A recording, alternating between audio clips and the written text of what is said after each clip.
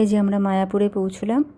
পৌঁছে এবার মন্দির খোলা আছে কিনা সেই সব ইনফরমেশান নিচ্ছিল পিউরা, যে খোলা থাকলে আমরা একেবারে দর্শন করে তারপরে ভোগ প্রসাদের জন্য আমরা যাব। তো বললেন হ্যাঁ খোলা আছে।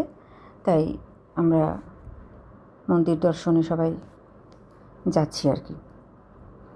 বম্মা, কাকু, কাকিমা, টন, পিউ, মীনাক্ষী, তনু, আমার 2 মেয়ে, আমার মা, সবাই।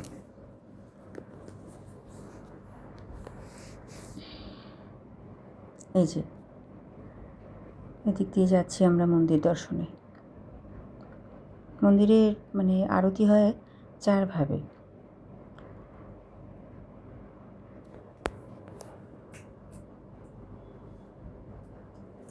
খুব সুন্দর আরতি হয়। মঙ্গল আরতি ভোর 4টে, আচ্ছা, তারপরে দর্শন আরতি 7টায়, ভোগ আরতি 12টায়, আর সন্ধ্যা আরতি 6টায়। এই যেটা চক্রভবন।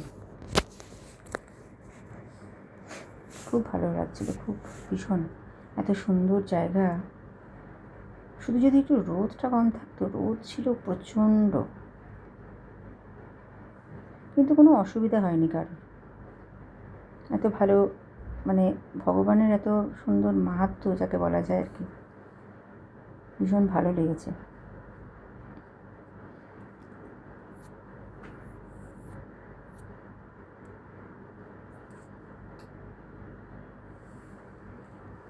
যে মন্দিরের ভিতরটা আমরা নিতে পারলাম না, কারণ মন্দিরের ভেতরে তো ক্যামেরা অ্যালাউ নয়, তাই জন্য আমরা মন্দির দর্শনটা দেখাতে পারলাম না। এরপর আমরা ভোগ প্রসাদের জন্য যাচ্ছি। যে আমার ছোটো মেয়ে আর তনু।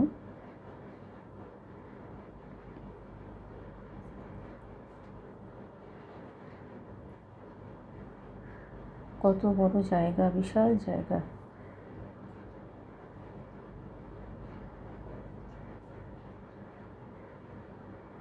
আম গাছ, অনেক গাছ আছে, অনেক, বহু গাছ আছে।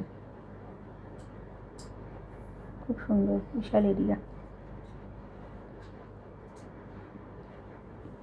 এই যে আমরা এগোচ্ছি এবার ভোগ প্রসাদের জন্য এগোচ্ছি।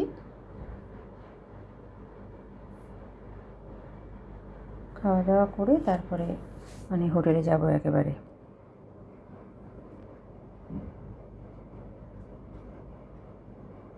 এমনিতে হোটেলে আমরা লাগেজ রেখেই এসেছিলাম।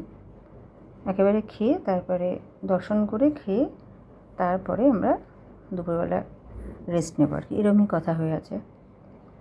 এই যে এসে গেছে এইখানটাতে, জুতোটা রেখে আমরা ওই খাবারের ওই ভোগ প্রসাদের ওখানে লাইন দিয়েছি।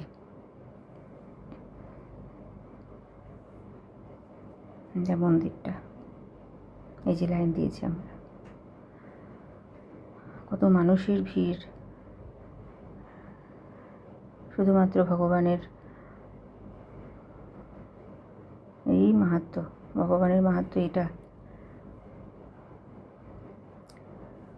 শ্রীকৃষ্ণ, জয় শ্রীকৃষ্ণ।